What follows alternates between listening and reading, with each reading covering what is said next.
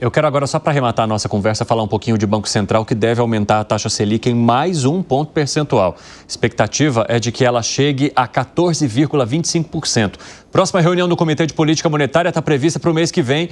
E a última vez que a Selic esteve no patamar de 14,25% foi em 2016. A última ata do Copom cita a inflação e leva em conta as incertezas com a política econômica nos Estados Unidos. Hoje, o ministro da Fazenda, Fernando Haddad, se reuniu com o presidente Lula, disse que o Banco Central terá tempo para analisar o prazo necessário de juros restritivos para levar a inflação à meta. Vamos ouvir o ministro e jogar para o nosso último debate. Na verdade, nós temos uma meta contínua agora, né? E isso faz com que o BC possa apresentar um plano de trabalho consistente para trazer a inflação para a meta com mais racionalidade do que acontecia antes da mudança do regime de metas, né? A meta contínua permite uma melhor acomodação. E eu penso que o BC vai ter o tempo de analisar o patamar de juro restritivo que ele vai manter e por quanto tempo para conseguir esse objetivo. Explica para a gente, Segré. Vamos traduzir um pouquinho? Vamos lá, por favor. Se bem esse sempre é o nosso capitão é Alan, mas eu vou como eu estou com o Piperno, eu vou explicar a situação. O que o ministro menciona como meta contínua é que em junho de 2024 propôs uma continuidade da meta de 3% ao ano de inflação, 1,5% para cima, 1,5% para baixo, ou seja, o limite 4,5%. Isso vai até 2027. Isso que se refere com meta contínua. O que é juros restritivos? Restritivos à atividade econômica. Então, quando você tem uns juros aumentando, a pessoa fala, opa, peraí, não vou pegar um empréstimo, não vou gastar, compensa guardar o dinheiro e depois eu compro o que eu preciso e talvez fique um pouquinho mais. Mas o que eu preciso acertar rapidamente para não demorar muito com o Piperno é, em dezembro do ano passado, Piperno, quem mandava no Banco Central era o Galípolo ou era o Campos Neto? Campos Neto. Campos Neto, perfeito. Então, o Campos Neto, segundo a Gleisi Hoffmann, colocou 2 taxas de juros na frente, janeiro e março. Na ata que saiu agora, não parece muito assim, porque o Banco Central, com nova direção, homologou o que foi feito em dezembro, garantindo que vai aumentar 1% em março. Mas o lado bom, Piperno, que a gente não se tocou, é que com a venda de 20 bilhões de dólares de reservas no mercado à vista, com a baixa do dólar, o Banco Central ganhou uma bolada. Uma bolada, Evandro. Ganhou 1,2 bilhões de dólares, 7 bilhões de reais, apenas com vender a 6,09, 6,10 e poder comprar agora a 5,75. E vou mais longe. Mas era o Campos Neto, né, que estava presidente do Banco Central, Piperno? Dezembro, perfeito. Quando foi a questão de dezembro, ele utilizou a venda de dólares para bater dívida pública. Então, diminuiu a dívida e diminuiu o juro futuro a pagar. Então, temos que avisar a Gleisi Hoffmann, Piperno, que parabenize o Campos Neto. Porque foi ele que fez tudo isso, segundo ela. Por isso eu te perguntei, para ver se estávamos errados ou não.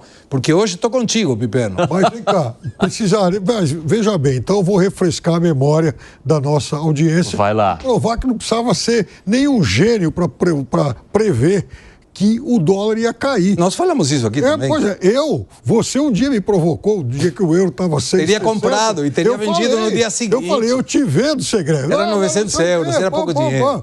Então, era pouco dinheiro, mas 6,60. Hoje está 5,99, então é óbvio que ia cair. Não precisa ser o gênio da lâmpada. Dini é um gênio para adivinhar isso. Hoje o dólar fechou a 5,77. Nesse ano, o dólar já caiu 41 centavos e vai cair mais. Estou contigo. Não, fechou mais baixo ainda.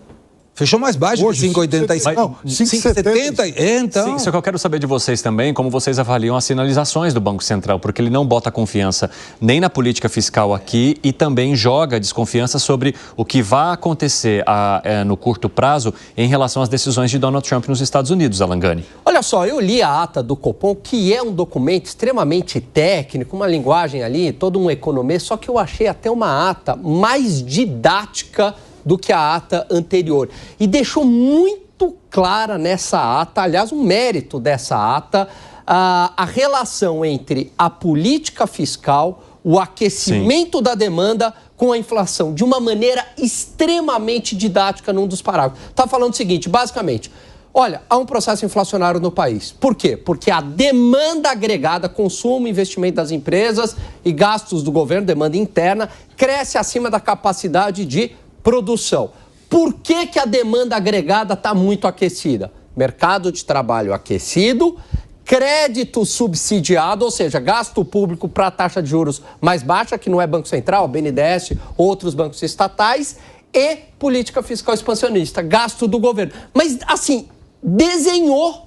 E se desenha, fica claro para a população. E se ficar claro para a população, colocou ali de uma maneira muito transparente, muito clara, que a responsabilidade fiscal, seu Fábio Piperno, tem sido a responsável pela inflação, de acordo com a nova diretoria, inclusive indicada pelo presidente. Deixa para amanhã, porque senão o Zé não fala. Fala, Zé.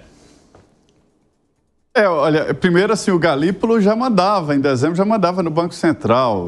Lá em julho ele assumiu a presidência do Banco Central interinamente com a saída do Campos Neto de férias e me contam que compartilharam ali a presidência do Banco Central. O Campos Neto, muito generoso e pensando na estabilidade de transição, já vinha fazendo a transição lá de trás e já deixou a coisa meio que azeitada para ele não assumir completamente o ônus, né, que virou para o governo, esse ônus de manter os juros. É uma demonstração de que a taxa de juros, na verdade, é um tratamento do sintoma.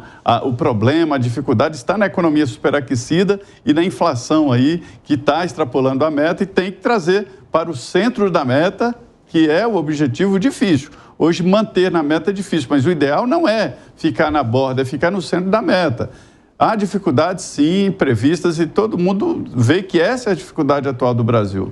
Tem um minuto para você, Piperno. Vai lá. Não, eu fico imaginando o seguinte, o que vai acontecer com a economia quando, por exemplo, as 3 montadoras chinesas que estão se instalando aqui começarem a produzir, refinaria lá no Ceará, por exemplo, fábrica da Midea em Pouso Alegre, outro investimento chinês, tem muita coisa para ser inaugurado esse ano. Então, veja, isso não está relacionado a gasto público e o aquecimento da economia não é necessário. Aliás, convencionamos agora dizer que aquecimento da economia é algo ruim.